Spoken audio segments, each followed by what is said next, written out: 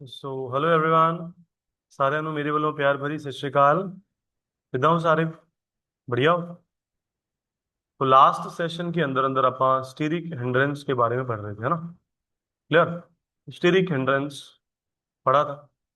अब organic chemistry के करीब करीब लास्ट टॉपिक्स की तरफ पहुंच रहे हैं अपन। 1 मिनट का टाइम दीजिए, अपन क्लास अभी स्टार्ट करते हैं, है ना?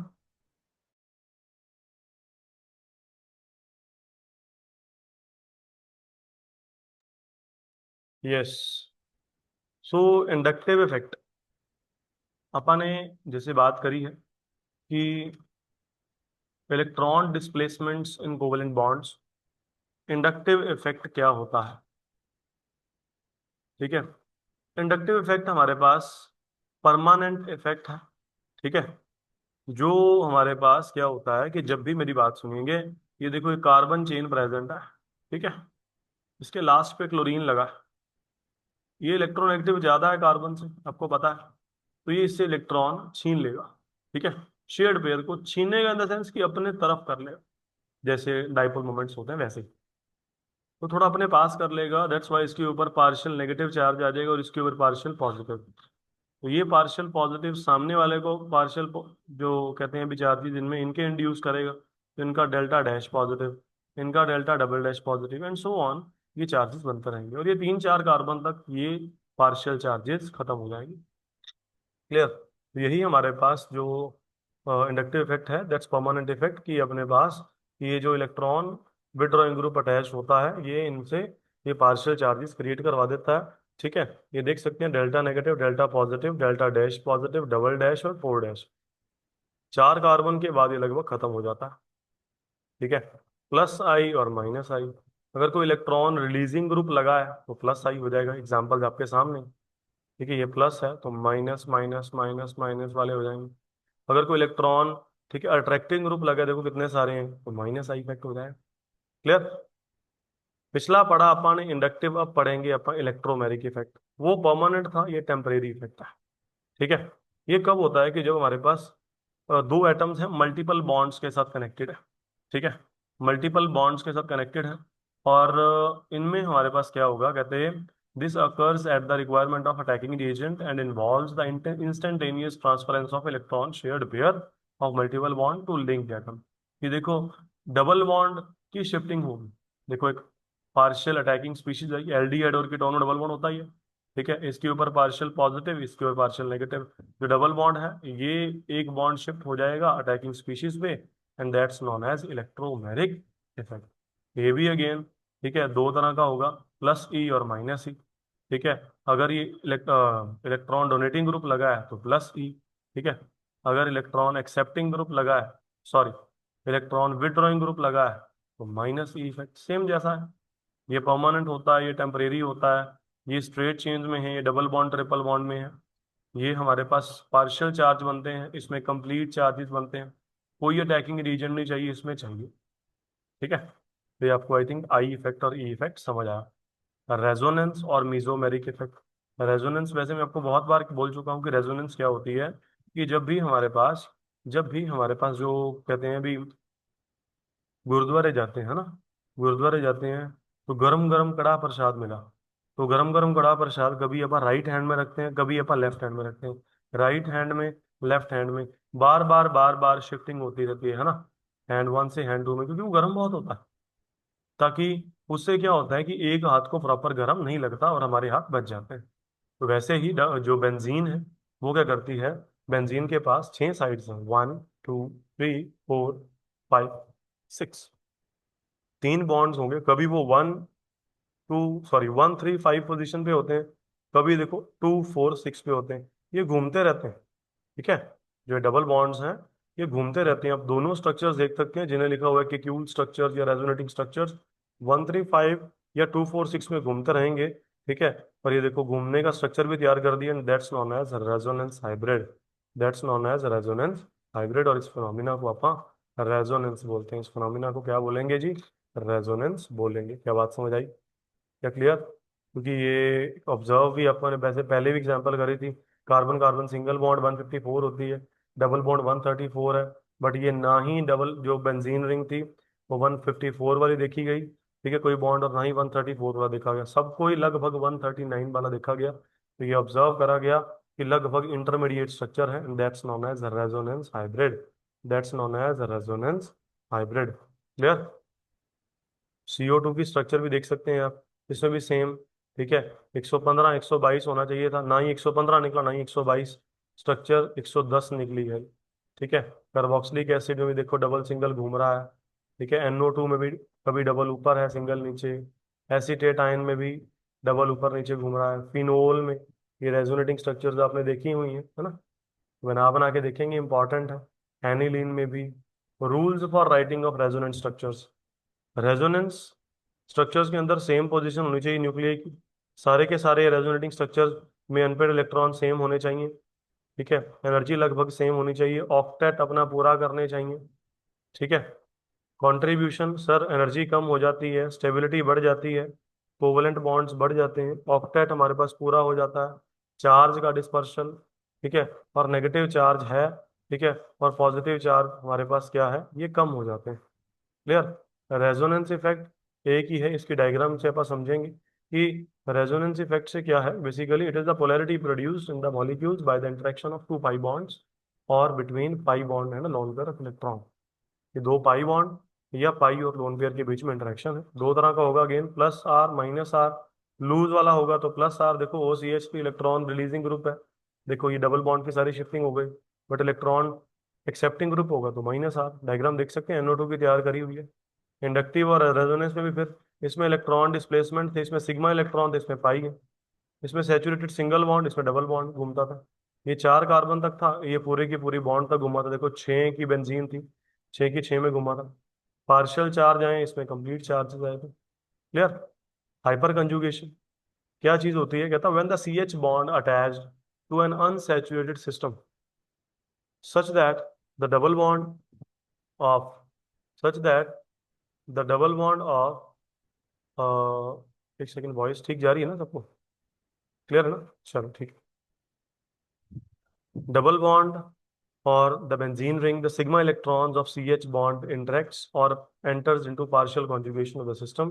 ठीक है, ये अपना इसको मैं आपको एक एग्जांपल से थ्रू समझाता हूँ, देखो क्या चीज है, ये देखो डबल बॉन्ड और सिंगल था, ठीक है, ये शिफ्ट हो जाएंगे, हाइड्रोजन डबल बॉन्ड इधर प्रोवाइड करेगा, दो डबल बॉन्ड कभी केमिस्ट्री में इकट्ठे रहते नहीं है, ठीक है, डबल बॉन्ड की शिफ्टिंग हो जाएगी, देखो हाइड्रोजन रिमूव हो गया, ठीक है, ये ऊपर वाला भी हो सकता है, नीचे वाला भी हो सकता है, और ये वाला भी हो सकता है, तीनों में से कोई भी हो सकता है, तो सिंगल डबल की शिफ्टिंग हो रही है, तो डबल बॉन्ड यानी कि इलेक्ट्रॉन्स की शिफ्टिंग हो रही है, तो उनसे स्टेबिलिटी बढ़ेगी, that's known as Baker Nathan effect या hyper conjugation. Baker and Nathan effect या हाइपर कंजुगेशन, क्या बात क्लियर? क्या बात क्लियर है ना सबको? बेकर एंड नेथन इफेक्ट बोलते हैं या हाइपर कंजुगेशन बोलते हैं, ये सारी चीजों में आपको बात क्लियर हो गई होगी, है ना? क्या बात क्लियर है? Next, the various hyper conjugation forms of propene are, ये प्रोपीन की स्ट्रक्चर्स भी आप बना सकते हो, ऊपर आपने बनाई है ना? जस्ट 1 मिनट का वेट करेंगे, 1 मिनट का वेट।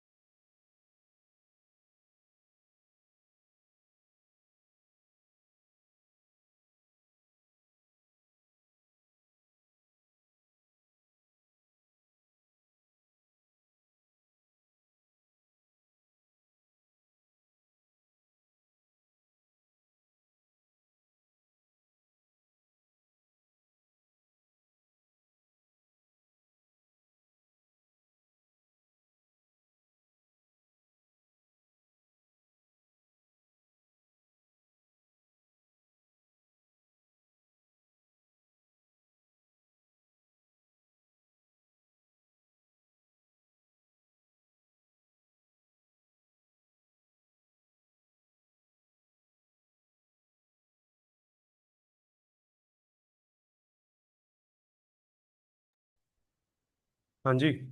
तो अपन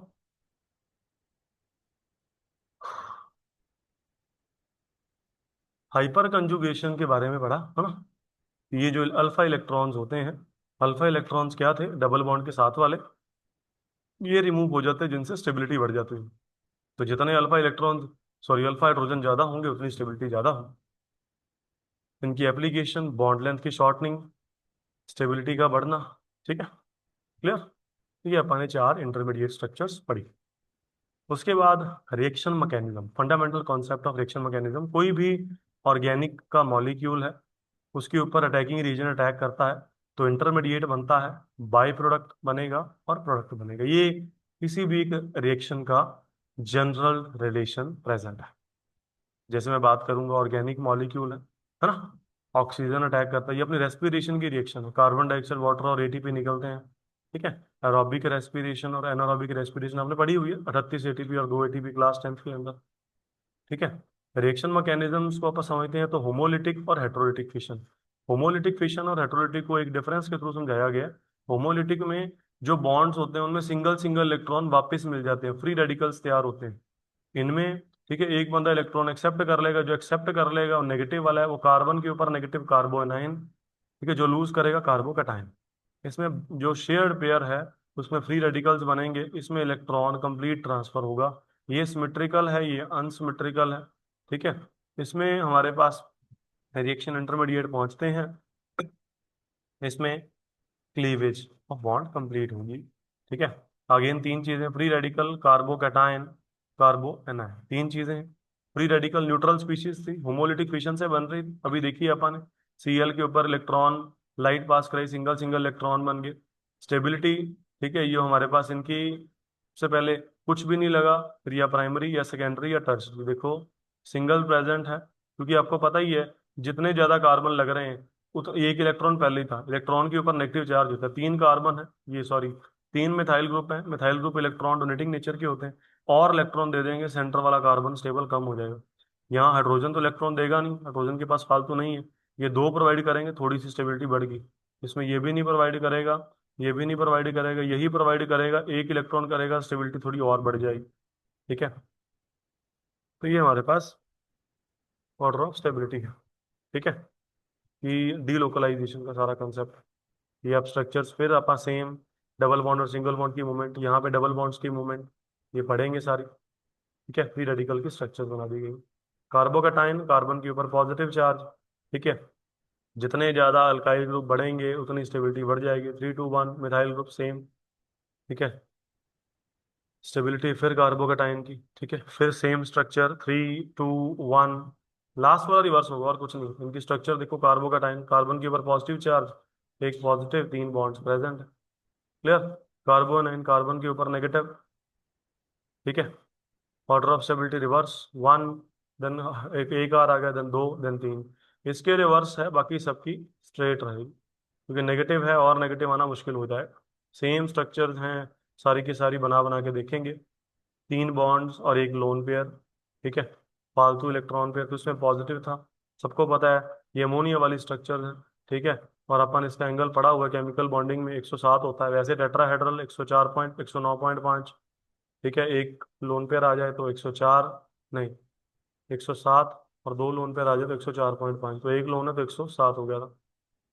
फ्री रेडिकल्स की स्टेबिलिटी देखिए अपन ने कार्बोकेटाइन के ऊपर देख चुके हैं, कार्बेनाइन की जस्ट नोट्स में दोबारा दिखाने के लिए बात है, कार्बीन्स, ये न्यूट्रल रिएक्टिव स्पीशीज है। ठीक है, जब 6 इलेक्ट्रॉन, ठीक है देखो ये हमारे पास एक न्यूट्रल है, कोई चार्ज नहीं है, बट इनके पास लोन पेयर है, मिथाइलिन कार्बीन, लोन पेयर हैं।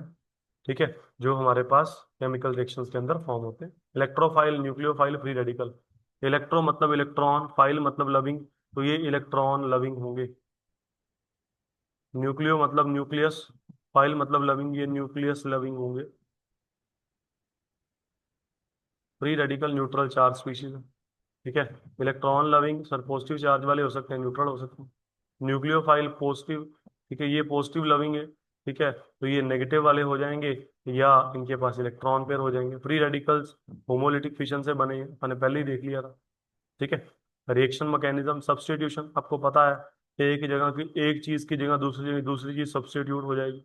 एडिशन, दो चीजें कंबाइन हो जाएंगी, देखो सेबेटियर और सेंट्रल रिएक्शन, डबल बॉन्ड टूटा, ब्रोमीन ब्रोमीन लग गया।